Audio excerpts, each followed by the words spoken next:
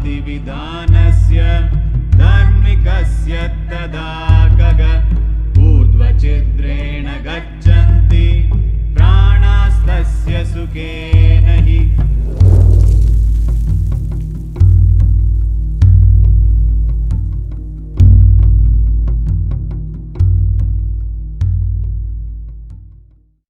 See, Kalabhairava karma is of one nature, Kalabhairava Shanti is of a different nature.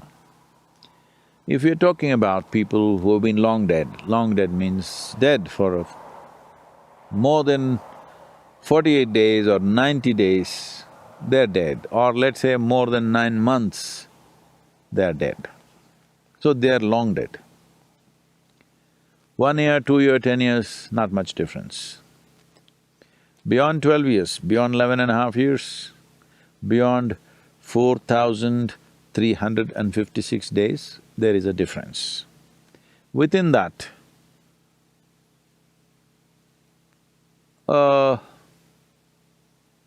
if a person died… See, the problem is this, that one must understand, socially here for us, death is death. How they died doesn't matter. The person is missing, that's all we know, being here. But death is not the same thing for all, as life is not the same thing for all.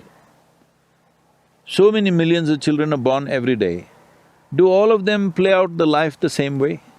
Similarly, so many million people die every day, or hundreds of thousands of people die every day, and life does not play out death does not play out the same way, because death is just another dimension of life. Similarly, as life does not play out the same way for every person, death does not play out the same way for every being, it all depends on how. So, Shanti is done more as a kind of an effort. If any help is needed, we want to provide that for our ancestors, for our forefathers, or our grandfathers, or fathers, or mothers, or whoever.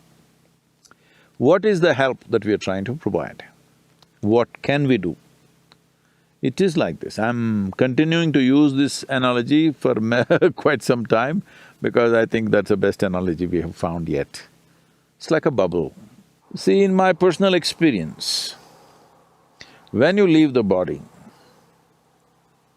depending upon what level of evolution you are in, how thin or thick your casing is, accordingly things happen. If something is… let us say your casing or your bubble is too thick, it cannot break, it will go to the river and bounce back. What is the river?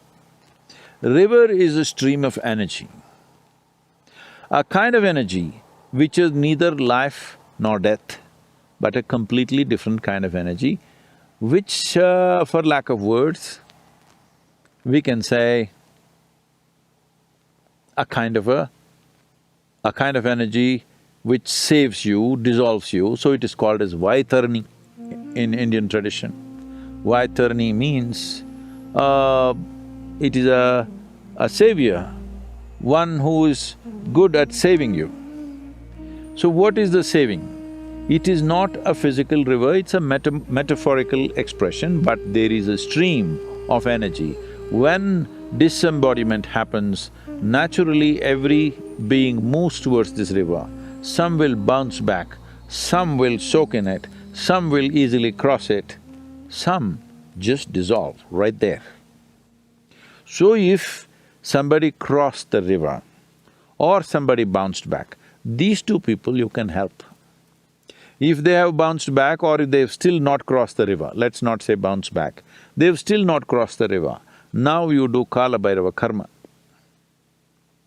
Now they might have, you don't know for sure, they might have crossed the river, but still because of the thickness of their shell and their own attitudes, they may be going through this in an unpleasant manner. You want to bring some pleasantness, you want to bring some Shanti to them. So you want to shave off one layer of their nonsense, whatever, maybe some unpleasantness will go away and pleasantness will happen. This is all the effort that you're making. If they're already pleasant, you still want to shave off one layer so that they will cease altogether. pleasantness is also a bondage. As unpleasantness is a bondage, pleasantness is also a bondage. Unfortunately, with pleasantness, people take more time to realize that it's a bondage. With unpleasantness, very easily you realize it's a bondage. So, you're trying to bring some pleasantness, but for sure you don't know. Maybe your grandfather or whoever else has already dissolved, maybe there's nothing to do. You don't know, but you still do as a duty so that in case he needs it, in case somebody else… See, this is… once you do this work, this is not only individual, because there is a certain runanubandha which connects people. Suppose you do Kalabhairava Shanti for your grandfather, but he doesn't need it, he's already gone. Now, your grandfather's brother may be there, whom you don't care about, but he may benefit. I hope it's okay with you. Because your grand-uncle benefited, maybe you didn't like him, I don't know what's the situation, but he may get helped. So people connected with that kind of runanubandha may get helped, somebody else who is not even your relative may get helped. So this has been kept as a culture that you must keep doing Kalabhairava Shanti. It doesn't matter whether your ancestors are hanging around there or not, we don't know.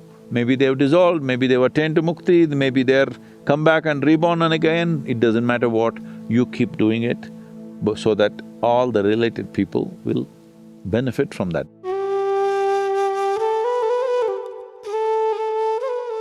Pitru Paksha means… Pitru means doesn't just mean your father or your grandfather. Everybody who is the source of our existence is our Pitru. So you want that to happen to all the people connected. It doesn't matter, we like them, we didn't like them, we knew them, we did not know them, but all related people to whom we can do something, we do something.